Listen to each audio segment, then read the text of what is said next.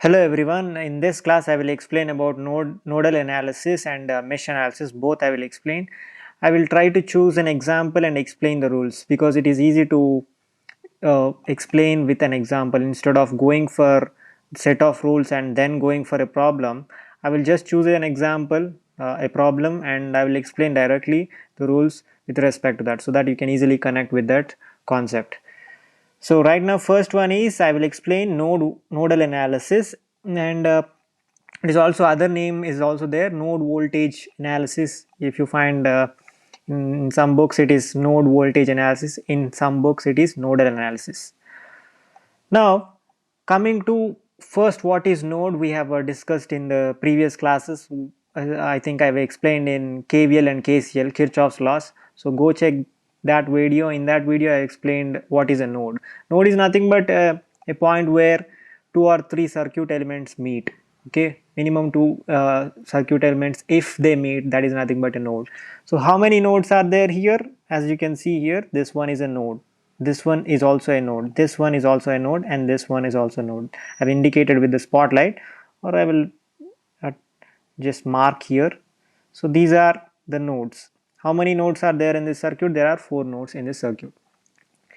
Now after choosing the nodes, we have to assign a we have to actually choose the reference node first. First we have to choose a reference node, that is the common node. It's better to choose reference node which has more number of branches connected to it. So here at this node there are only two branches connected to it. One is 10 volts branch and the other one is 10 ohms branch.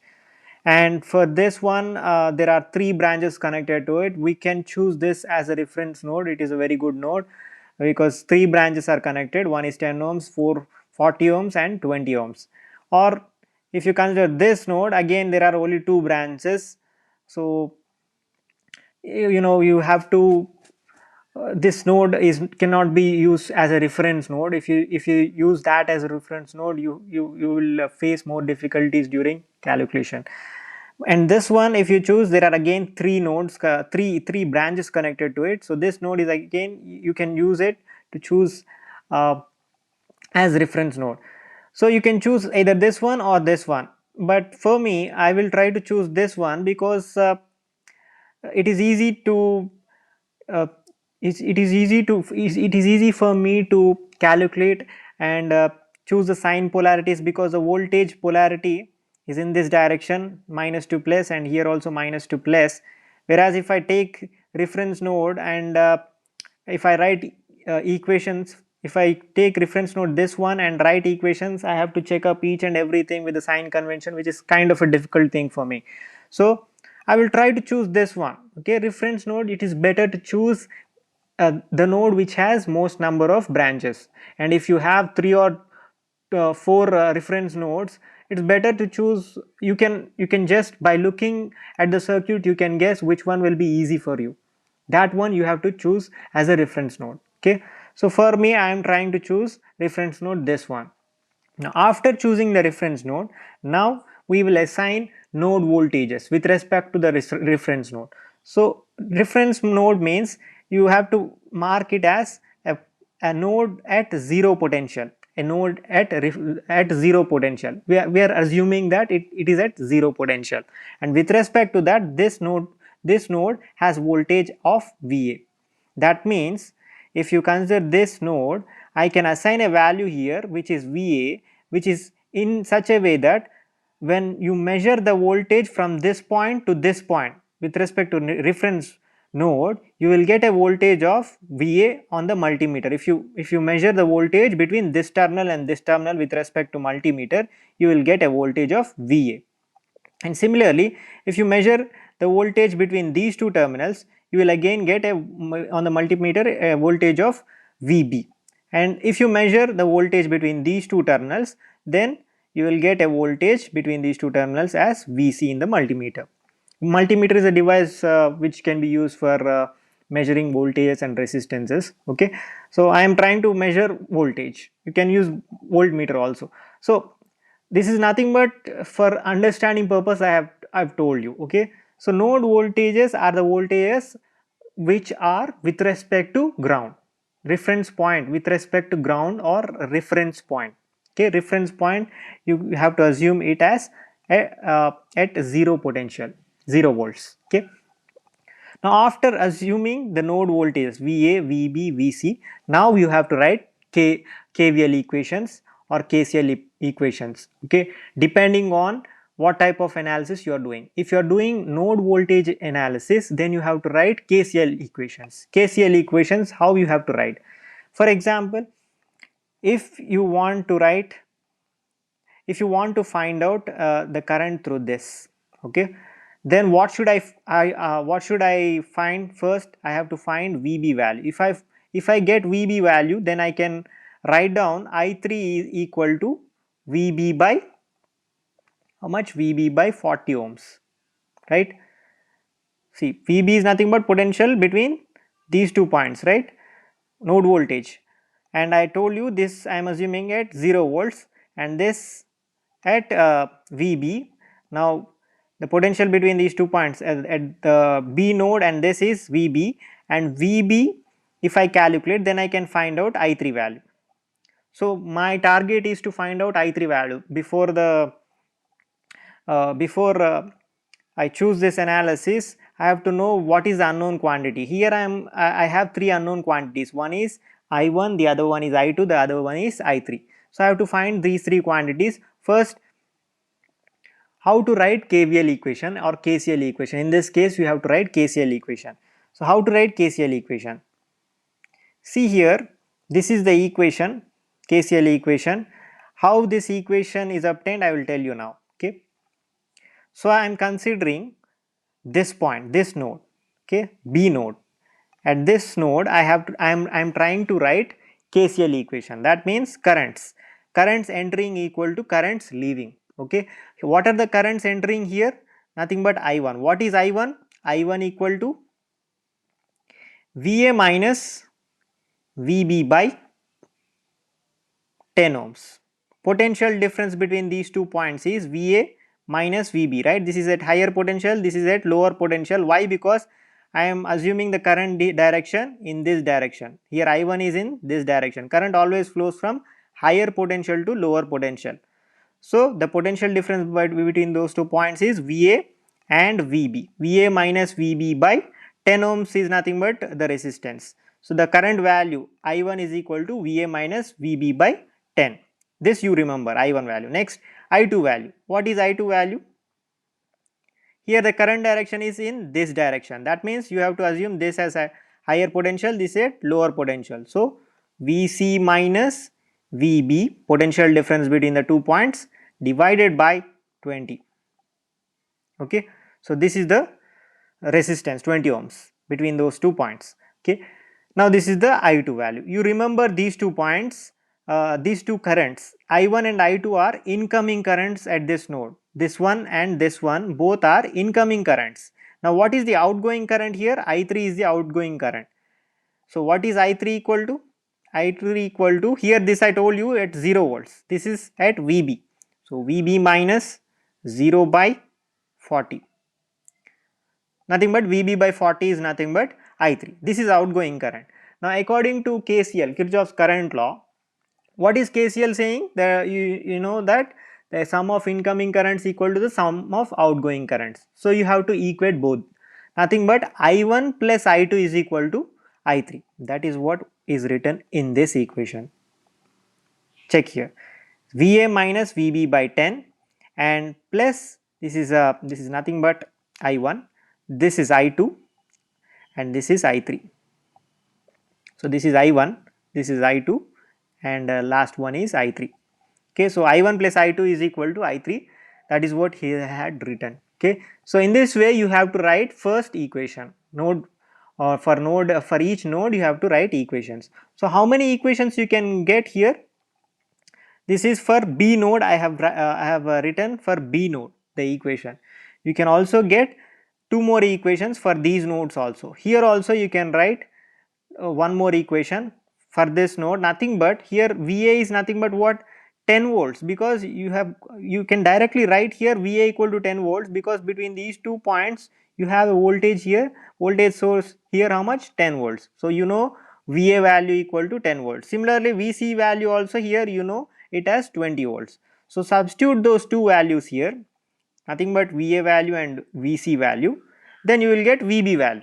Okay, by solving this equation you will get Vb value. That is what I have done here. Okay, here we have substituted the Va and Vb value, Va and Vc values, and I got Vb value. And after that you can calculate I3 value, which is my target to find out the current in the third resistor, nothing but I3,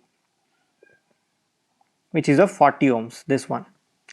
So in this way I can find out current through the 40 ohm resistor. If you want to find out I1 and I2 also, there is also a easy way to do that. How to find out I1 and I2? We know the equations here. Here we know Va value, right, and Vb value also we have calculated. So what is I1 value? I1 value is equal to nothing but this value, only this one, Va minus Vb by 10. If you calculate you can get I1 value, and if you want to find out I2 value you have to calculate this. This also you know, Vc is equal to 20 and Vb you have calculated. So this also you can calculate. In this way unknown quantities in the circuit can be calculated by using node voltage analysis or nodal analysis. Okay, remember this. Okay, this is one of the methods, very popular methods to solve circuits which have many unknowns at the nodes. Okay, like node voltages, if you want to find out, it is one of the easiest methods.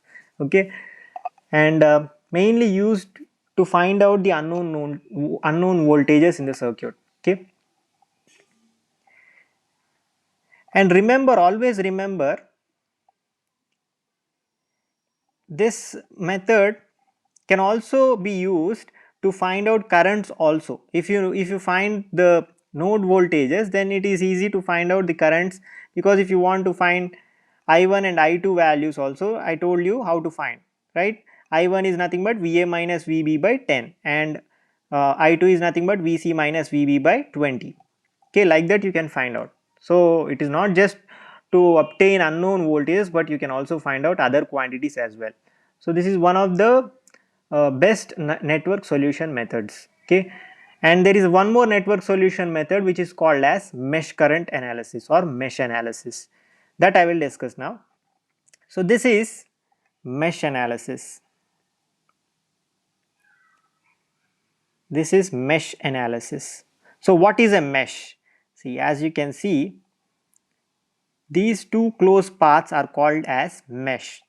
Okay, you can see that this is also one more closed path, like 20 volts, 5 ohms, 30 ohms, 80 volts, and again back to 20 volts. This can also be considered as a closed path, but this cannot be considered as a mesh.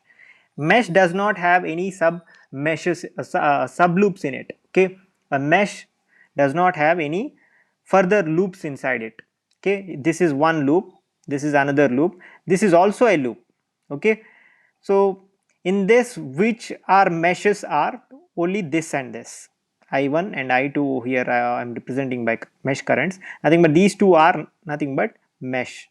Two meshes are there in this circuit. Okay, so first, whenever they give you a problem and you want to find out the network parameters, your unknown parameters, and if you are using mesh analysis, the first thing is you have to determine, you have to assume you have to assume the meshes. You have to first uh, see at the circuit and first determine the meshes in that. Okay, without determining the meshes it will be difficult for you, because if you don't know what is mesh, the whole calculation process will become wrong. Okay, so first clear cut idea, you should know what is a mesh, how many meshes are there, that you have to first determine, and based on that, after determining how many number of meshes are there, then you have to identify, once you identified that, then you have to write mesh currents in that particular circuit. So how many mesh currents you can do right here? Two mesh currents, I1 and I2. Okay, like this in the circuit. Now after representing the mesh currents in the circuit, now you have to go for KVL equations. These KVL equations are also known as mesh analysis equations. Okay, so how many equations are there? There are two mesh equations you can write for two loops. Okay, in the previous case, in node voltage analysis or nodal analysis, in that analysis we have seen, see, I will go back to nodal analysis. In this, you have one reference node and three node voltages. So with respect, how many in this circuit? There are three node voltages. So three node voltages and one reference node. Okay. So number of voltages, node voltages represent number of equations that you can write. Okay. Here first equation is Va equal to 10 volts. Second equation is this one. Okay, this one. Okay, and after writing this equation, this is for the second node, and third equation, third node voltage is nothing but Vc equal to 20 volts. So like that you will get three equations, and based on those three equations, if you solve that, you will get all the unknown quantities in the circuit. Okay, by simplifying the circuit calculations, you can get all the unknown quantities including currents also. That is what was discussed in nodal analysis. Similarly, in this case mesh analysis, how many mesh currents? In that case I was calculating node voltages. Here I will be calculating mesh currents. How many mesh currents are there? Two mesh currents are there. So I have to first calculate mesh currents. So how to calculate mesh currents is by writing simple KVL equations. So for the first loop I am assuming a mesh current of I1 and I will write KVL equations like this, and I have taken the direction also. So in that direction I have to write KVL equations. So I will start from here, from 20 voltage source. This is nothing but potential rise. So plus 20 first I will write plus 20. Next, second one, this is from here to here the current is moving according to this direction. The current is moving from here to here. So that means higher potential is at here and lower potential is at this point. So here you have to indicate this as plus, this you have to indicate as minus. That means it is moving from higher to lower, which means that it is a voltage drop. So that is why you are writing minus 5I1, second quantity minus 5I1. 5 is nothing but the resistance here, okay, 5 ohms, and I1 is the current. Next one, third one, after that the current is moving here, right? And remember there is another current which is coming in this 10 ohm resistor in the opposite direction, which is I2. I2 is coming like this, right? So the net current will be in this particular 10 ohm resistor, the net current will be I1 minus I2, and the resistance is 10 ohms, and this is also a potential drop. Okay, because you are writing equation for this mesh current, always consider this mesh current to be, always consider that particular mesh current to be higher value, and plus you have to write here, here you have to write minus there.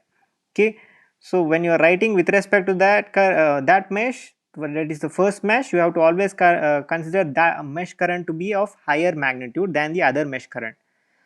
Like that you have to write. So I1 minus I2, and this is nothing but potential drop. So minus of 10 into I1 minus I2. This is the first equation for the first mesh. Next, second mesh. In the second mesh, I will start writing equations for the second mesh. But for first mesh, you have to just simplify that and you will be getting this equation. Okay, final equation for the first mesh. 2I2 minus 3I1 minus 2I2 equal to 3I1 minus 4. This is nothing but the simplified equation of the first mesh. Now go for second mesh. Okay, in the second mesh, the second mesh, the equation will be like this: minus 10 into I2 minus I1. Why 10 into I2 minus I1? I will explain here. I will start from here, right? And I told you always assume the mesh current. Whatever the mesh current equation you are writing, mesh equation you are writing, in that always remember that mesh current you have to assume it as higher value than the other mesh. That means you have to, if you are writing equation for second mesh, here you should always consider I2 as higher value than that of I1. Okay, that means the current is flowing in this direction. Okay, so when you are taking that sign convention, you have to always consider the drop now in this direction, plus to minus. So 10 minus 10 is nothing but, because of the drop I wrote minus. 10 is nothing but the resistance, and as I am assuming I2 is of higher value, I2 minus I1 is nothing but the drop across this particular resistor now. Now second, after the current has moved from 10 ohms, it will go into 30 ohms. Now here you have to write here minus of 30 into the current flowing into that is nothing but I2. So minus 30 I2. Next, the last one is here minus to plus, that means it is a potential rise, so plus 80.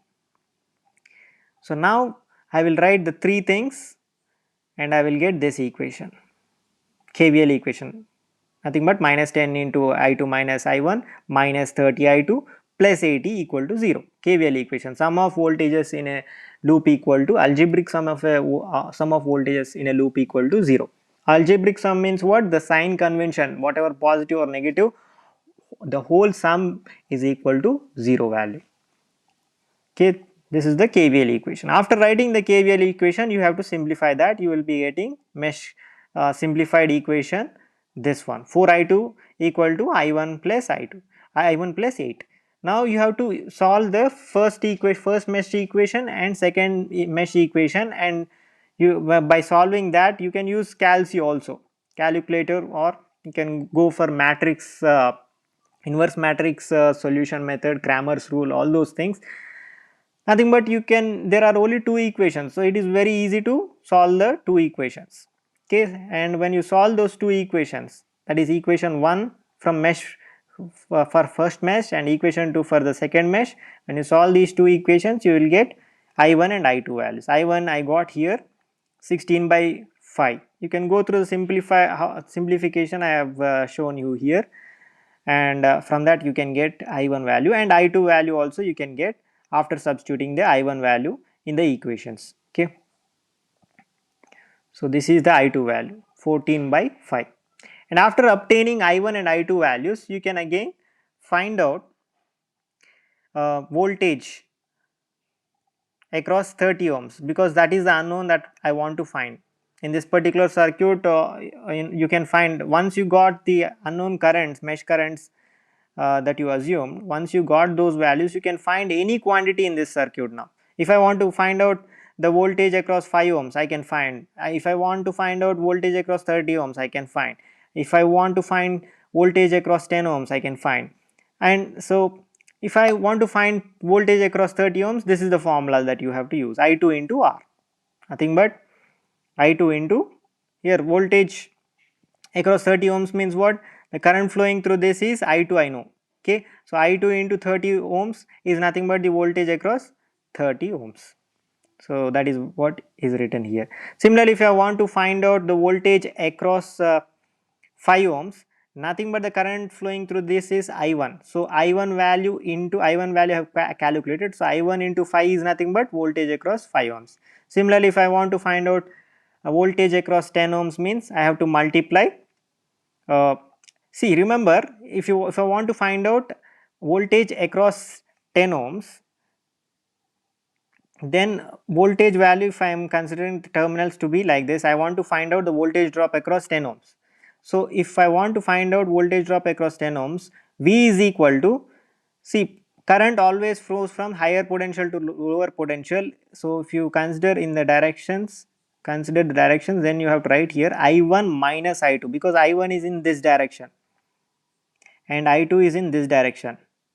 Okay, so depending on the polarities, in the positive direction I1 is coming, so I am writing I1 here, and in the negative direction current I2 is coming, so I1 minus I2 into 10 ohms, that is the voltage across this 10 ohms, this 10 ohm resistor.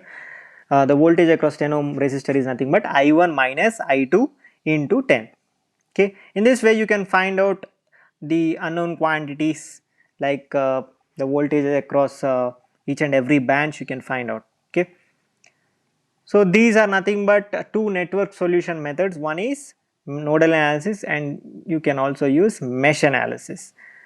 So if there are more number of meshes in the circuit and less number of nodes, it is better you go for nodal analysis. And if there are more number of nodes and less number of meshes in the circuit, then you have to go for mesh analysis. You choose like that. Okay, if because if you take mesh analysis, if there are more number of if there are if there is a some circuit and I told you to choose nodal analysis, and you found that the number of nodes to be, let us say, 4 nodes, and there are only 3 meshes, that means you will get 4 nodal equations and you get 3 mesh equations. What is easy to solve, 4 equations or 3 equations? It is easy to solve 3 equations. So always go for simplified analysis. Based on, when you look at the circuit, you should decide which analysis is better.